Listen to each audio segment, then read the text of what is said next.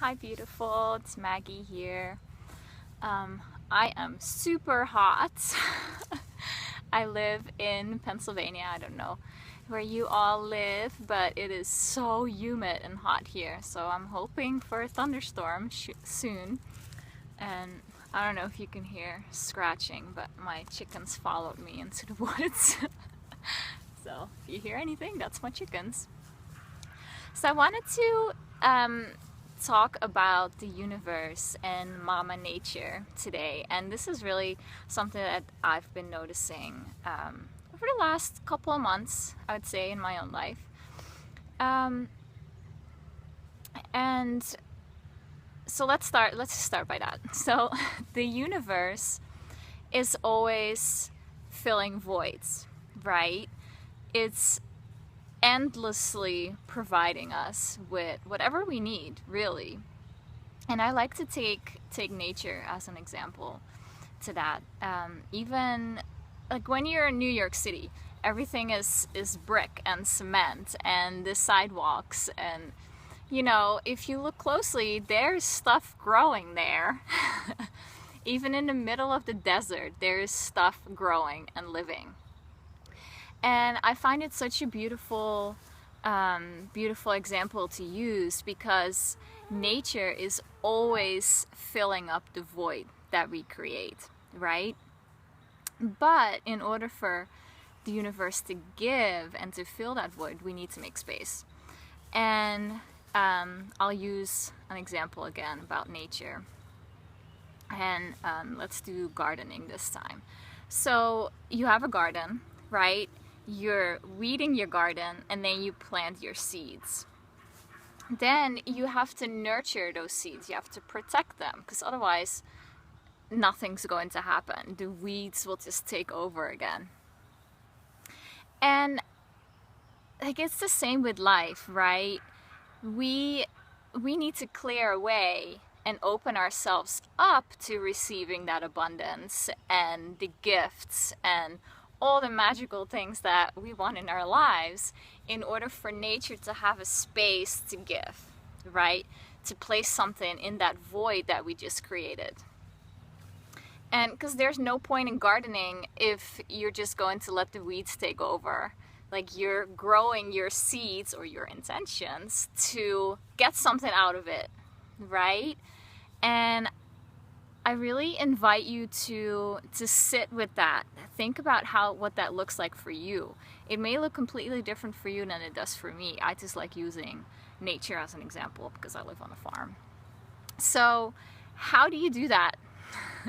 Right? Another thing that I really found out is that we as women, we really embody nature's cycles, right? We don't really do too well to live by timelines and goals.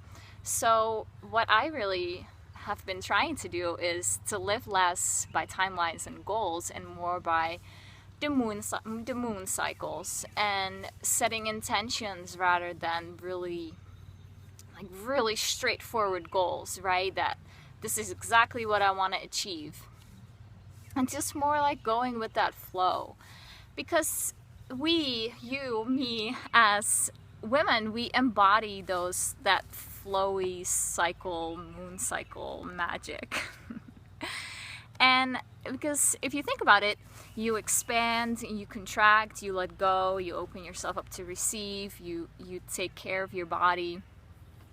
And it's just like the moon's light, really. You're flowing with that.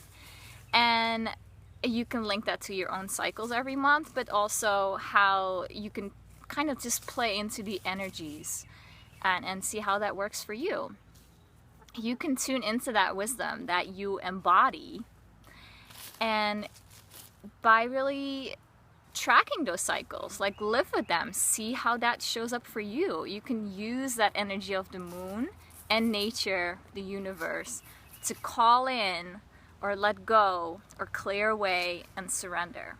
Like you plant seeds, you nurture them, and then you let them grow. And so, like, I think one of the messages here that I'm trying to tell you is that I think now it's time to no more always taking action and doing and chasing and hustling. Like, no. There are times for that, definitely, but not all the time, right? So I think a couple of things that you can do to try this out is sit with nature, like what I'm doing right now. Like, feel the abundance around you. There's so much wisdom here by just sitting. And you are already so taken care of, right? It's beautiful. The abundance of nature is really what life is. And also, don't be afraid to withdraw and to rest and to surrender. And that requires a lot of trust. Trust that you will be taken care of. Trust that your intentions will be happening. Maybe not just in the way that you wanted them to, but the universe is always listening and always giving and always providing you with what's best for you. You just have to open up to it and trust that it will happen, right? And so there's times of doing, times of surrendering. And if you really start tracking those cycles within you, you will start noticing those, you will feel it. And this is really, you have to practice it. I've been practicing it for months, and it's truly magical. Like, it's magical, the synchronicities that happen and the people that come onto your path. It's definitely worth a try. But really, that surrendering is the only way that the universe or Mother Nature or God or the goddess will fill that void for you. You have to create the void first.